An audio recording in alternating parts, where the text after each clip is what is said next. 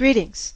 This is Typhon Blue with a new installment of Vleaks, Vleaks 1.1, Domestication of the Human Male.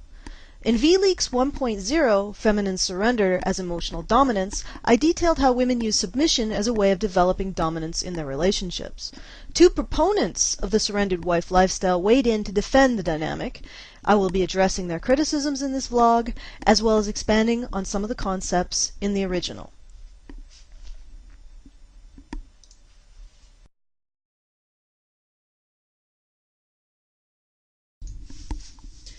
When the draft horse asks, "Why am I plowing the farmer's field?" the farmer might answer, "Because you're stronger than me, of course." The draft horse identity then becomes a self-reinforcing solipsism based on the farmer's flattering deception.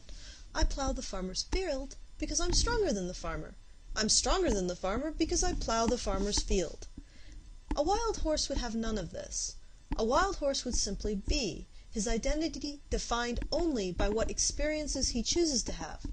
It's not until a horse's definition of himself can only be expressed in terms of the farmer that he becomes domesticated. The horse is stronger, faster, smarter than the farmer, but always he is judged in relation to the farmer's limitation.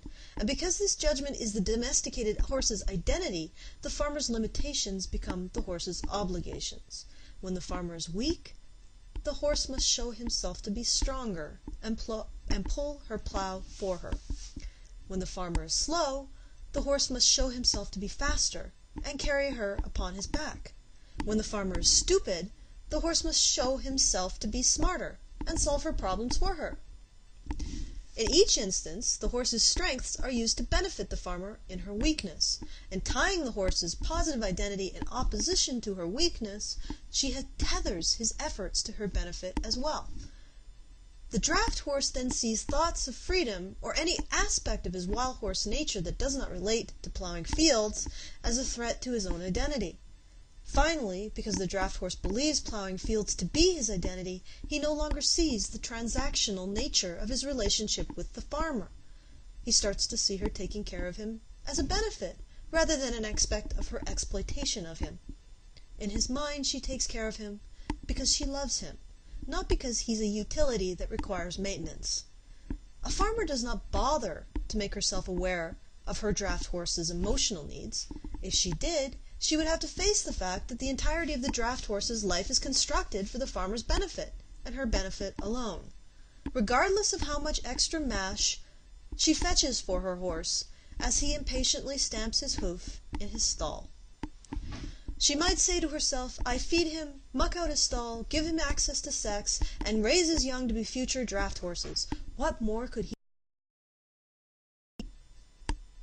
A wild animal will not allow the farmer to clean it, to feed it, to control its sex life, even if it's just deciding who the animal will have sex with, or even touch its young, much less raise them. A wild horse must be broken, then tamed, before it will even see the farmer's service as a benefit. A wild horse prefers its independence to dependence on the farmer. That's why the draft horse's young must be raised by the farmer's hand, so they too can learn to be dependent on the farmer's service, instead of independent and self-possessed wild creatures. So when the draft horse asks, "Why am I drafting the farmer's field?" and the farmer responds, "Because you are stronger than me, of course, dear," this is not an answer. It's a flattering deception. The greater strength of the horse is why the farmer has set him to draft her field, but the greater strength of the farmer is why the horse actually does it.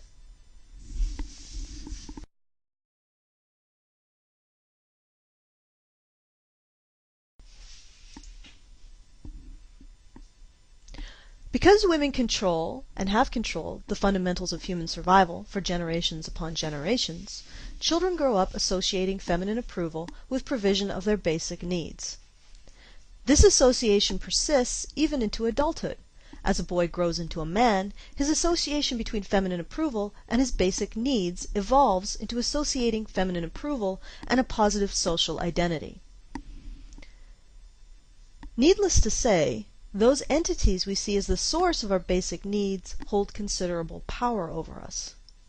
Respect for men is now measured in terms of respecting the identities women give them, as draft horses, rather than respecting the needs of the men themselves. In fact, by setting up a man's personal needs in opposition to his socially approved identity as a draft horse, you create the perfect uncomplaining beast of burden.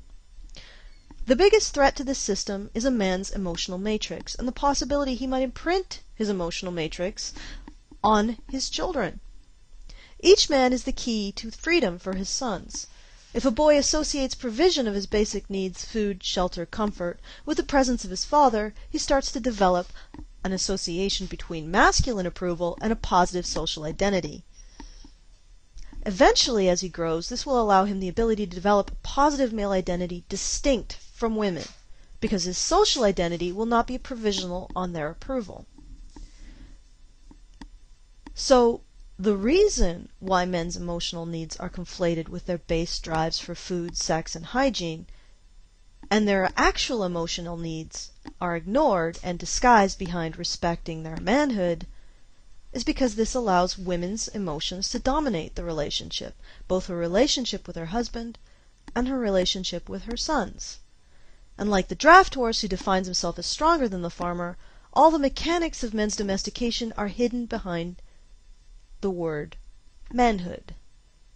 Because to admit to himself that he is controlled by the farmer would be admit to himself that he is weaker than the farmer.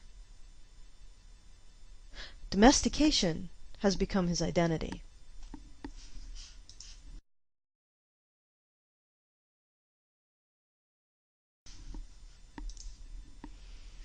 A commentator on the article Feminine Surrender as Emotional Dominance posted the following comment: I have to say that if a woman is claiming to be surrendered, or as I would call it, submissive, and yet she is manipulating her husband, she is nothing more than a hypocrite making Christianity look bad, and she doesn't have a clue about true biblical submission.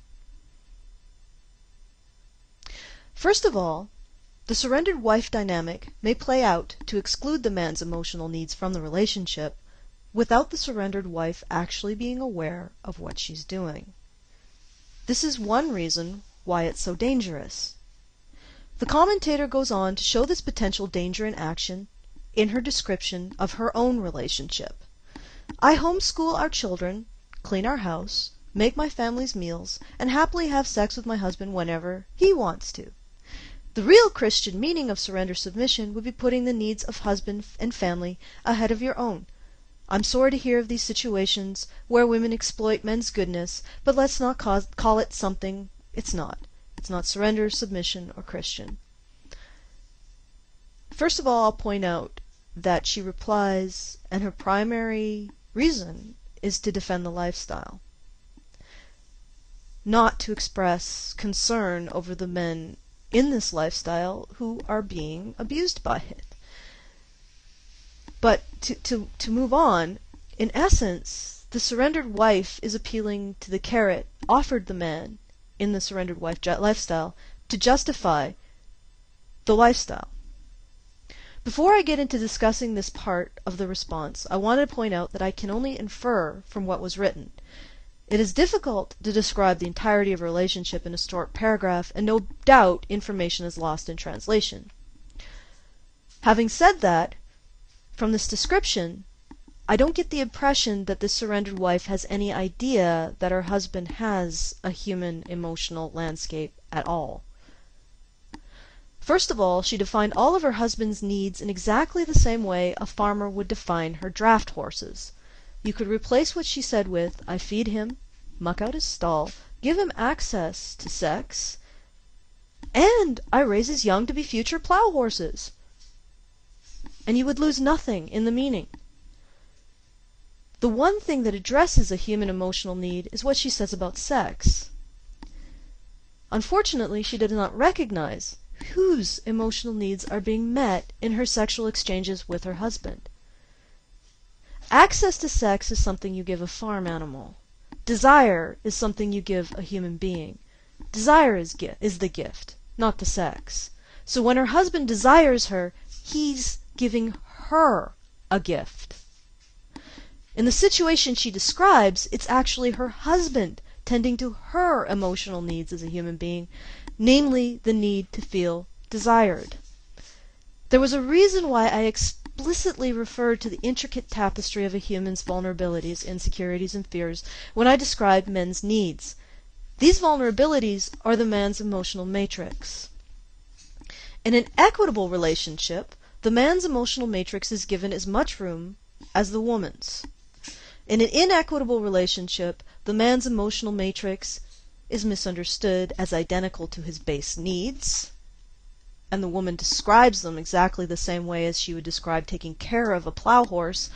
In an inequitable relationship, a woman provides exactly the same things that a farmer provides a well-performing animal. In an inequitable relationship, a woman mistakes providing for her own emotional needs with her providing for his. This carrot, like all carrots, is more about benefiting the person offering it than the one receiving it.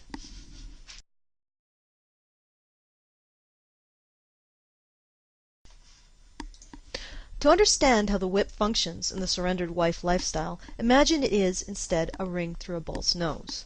When the farmer tugs on the bull's ring, the bull experiences pain. She tugs on his ring either overtly through shaming language, "you're not strong enough," or covertly by presenting a weakness in herself that he must act to address or risk losing his positive social identity as stronger than her. Pointing out the existence of the ring is also painful because, being an obvious point of control and weakness, it challenges his identity as more powerful than the farmer. But when the farmer says, "Don't point out the existence of the ring to the bull, it insults him," what she means is, "Don't point out the ring to the bull, it interferes with my control over him if he's aware of it." And she's hiding this truth behind presumptive compassion for his fragile male ego. An online commentator using the handle Lilith had the following to say in defense of the surrendered wife lifestyle.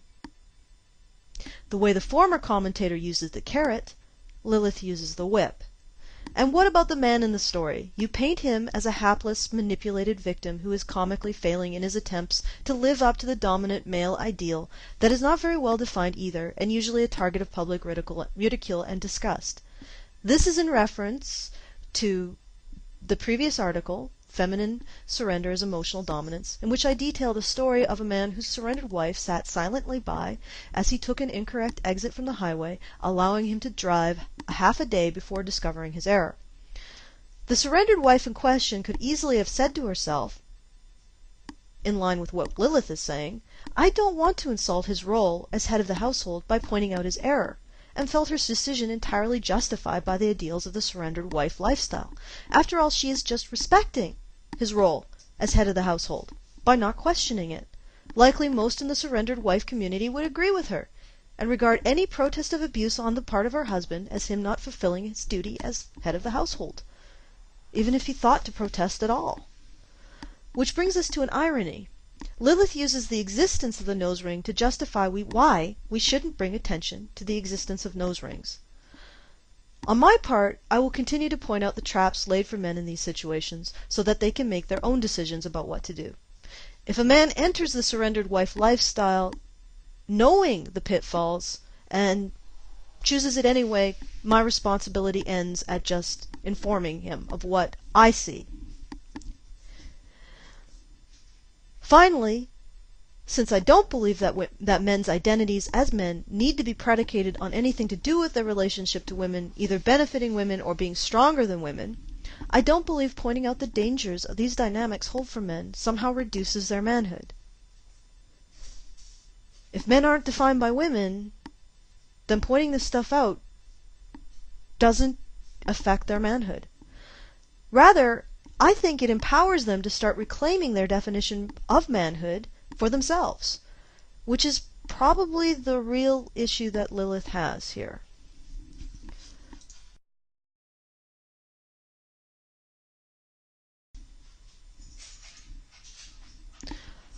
If you can talk about your partner in the same terms a farmer would use to talk about taking care of a draft animal, then you do not even view your partner as human. Further, this explains the sinking sensation that a lot of men have, spoken about by W.F. Price in his post, What's Wrong with Wanting Love, that they are not loved. No. If your female partner talks about you in the same terms as a farmer would about a draft animal, what she feels for you is not love. In fact, she does not recognize you as human at all. Love comes from shared vulnerabilities. It comes from being strong for your partner, which requires recognizing his emotional needs in human terms, not animal terms, and allowing them to describe your decisions. This is precisely why women in the surrendered model of both secular and Christian relationships, because I'm not just talking about Christian relationships, these dynamics happen in secular relationships as well, do not love. Not only will a man's entire emotional landscape revolve around such a woman, no matter how much he serves her needs in exchange for her submission, she will never love him. She may respect his role as sacrificing for her needs, but she will never respect him. This is an especially dangerous system for men, because it is only the benevolence and forbearance of their female partners that prevents them from being sent to the glue factory. It's only a woman's love for her husband that prevents her from sending him through the shredder in a divorce. And a human being cannot love a draft horse.